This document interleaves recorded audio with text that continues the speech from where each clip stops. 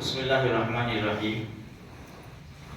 نبی کریم صلی اللہ علیہ وسلم نے ارشاد فرمایا، یا اہل القرآن، اے قرآن والو، اے مسلمانوں، وطر پڑھو، فإن اللہ وطر یحب الوطر، اللہ وطر ہے اور وطر کو پسند فرماتا ہے۔ اللہ ایک ہے اور وطر کو پسند فرماتا ہے۔ وطر یعنی طاقت، 1 3 5 7 9۔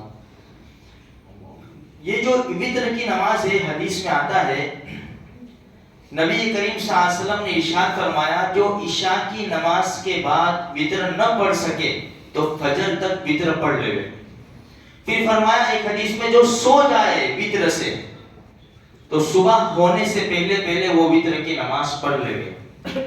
اللہ کے رسول صلی اللہ علیہ وسلم ایک مرتبہ باہر نکلے اور فرمایا کہ تمہیں ایک نماز دی گئی جو سرخ اونٹوں سے بہتر ہے۔ سرخ اونٹ اس زمانے میں بہت قیمتی مال سمجھا جاتا تھا، تو اس لیے محدثین نے فرمایا سرخ اونٹوں سے بہتر ہے، یعنی دنیا وما فیہا سے بہتر ہے یہ وطر کی نماز۔ ایک نماز دی گئی جو سرخ اونٹوں سے بہتر ہے، وہ وطر کی نماز ہے۔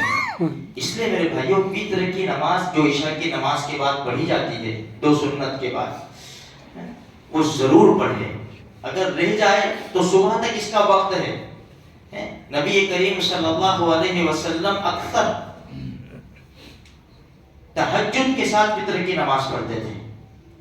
اگر کوئی تہجد کا پابند ہے، اللہ ہم سب کو بنا دے گا۔ بڑی اچھی نماز ہے یہ تہجد کی نماز، بہت قیمتی نماز ہے، اس لیے اس کی پابندی کرو، کوشش کرو۔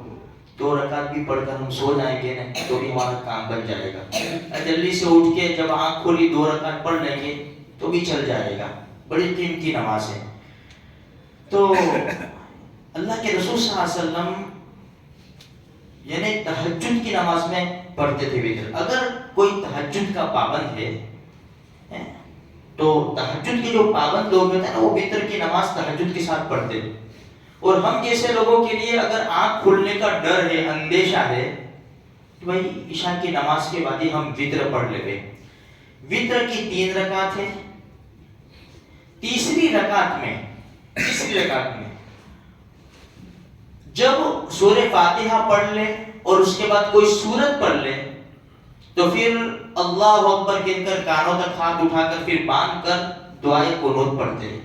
اللہم انا نستعینک ونستغفرک ونؤمن بک ونتوکل علیک ونثنی علیک الخیر ونشکرک ولا نکفرک ونخلع ونترک من یفجرک اللہم ایاک نعبد ولک نصلی ونسجد والیک نسعی ونحفظ ونرجو رحمتک ونخشى عذابک ان عذابک بالکفار والحق۔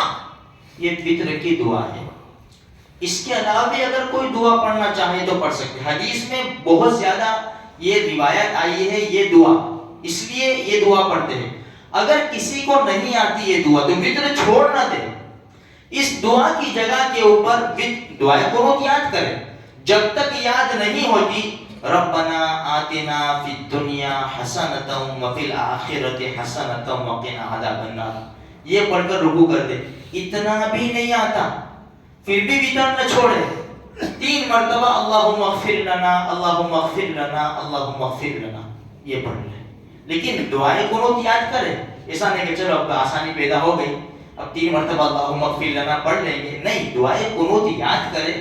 یاد ہونے تک ہم یہ دعا پڑھے تو میرے بھائیوں، نوجوانوں کو بھی سمجھایا جائے کہ وطر کی نماز بڑی قیمتی نماز ہے، دنیا وما فیہا سے بہتر ہے۔ ہم خود بھی پابندی کریں، اپنی اولاد سے بھی پوچھتے رہے بیٹا عشاء کی نماز پڑھی کتنی رکعت پڑھی، کیونکہ ہمارے بچے کیا ہے جیسے فرض ہوتی ہے بھاگ جاتے ہیں۔